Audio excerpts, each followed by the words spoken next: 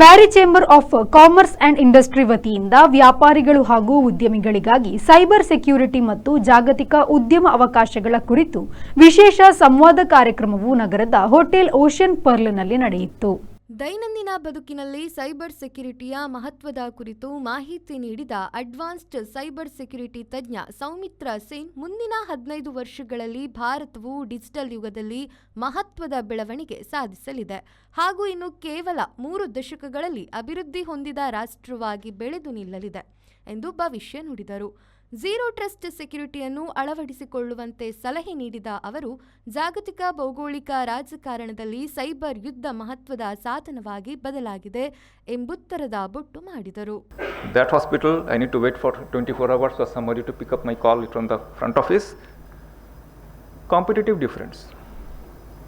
Okay, so this is what is going to happen in couple of years. I'm telling you the way things are happening. How comfortable are you in your digital tools like CRMs, AI chatbot? Another thing is happening because of this, lot of movements happening in competitive space and in the industry overall. We are all now working with more partners. 30 years back, you had the business which, needed 4 or 5 partners. Your packaging partner, shipping partner, this partner, that partner. Now, the number of partners are plenty. To collect money from your client, you need to go through 4 banks. That, all kinds of partners. Those who are in business for 40 years, the number of partners in the, total ecosystem has increased.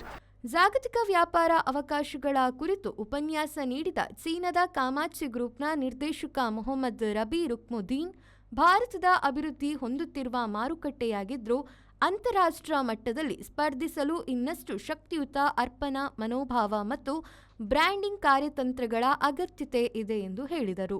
ಉತ್ಪನ್ನಗಳನ್ನು ಮಾರುಕಟ್ಟೆಯ ಮೌಲ್ಯದೊಂದಿಗೆ ಗುರುತಿಸುವಂತೆ ಉದ್ಯಮಿಗಳಿಗೆ ಸಲಹೆ ನೀಡಿದ ಅವರು, brand ಒಂದನ್ನು ನಿರ್ಮಿಸಿ ಅದನ್ನು ಜಾಗತಿಕ ಖರೀದಿದಾರರ ಬಳಿಗೆ ತೆಗೆದುಕೊಂಡು ಹೋಗಿ ಎಂದು ಕಿವಿಮಾತು ಹೇಳಿದರು. If I don't know him, I'll straight away tell him, भाई कैसे प्रोडक्ट बताऊंगा? I don't know you. I can't see what is your marketing page, what is your sales. I didn't see how good you are at sales. I don't know your technique, anything. But every other person wants to make money and he wants a winning and a viral product from China to sell in India. Either e-commerce. अभी e-commerce इतना आसान हो गया है, 10 students बोलेगा मैं, students अब बड़े एज के लोग तो ई-कॉम पे वो अपने बच्चों को बताते हैं इंटरनेट पे पैसा बन रहा है तो पैसा बनाओ. शेयर मार्केट सबके दिमाग में नहीं जाए, ई-कॉमर्स सबके दिमाग में जाता है. अमेजोन पे अकाउंट में 10 वीडियो देख लो यूट्यूब में, एक प्रोडक्ट फाइनल कर दो, उसको लाओ. अब वो बच्चे इंडिया मार्ट पे या अलीबाबा पे ब्रोज करते हैं, एक प्रोडक्ट सेलेक्ट करते हैं, प्रोडक्ट सेलेक्ट करने के बाद उसको इंडिया पे लाते हैं.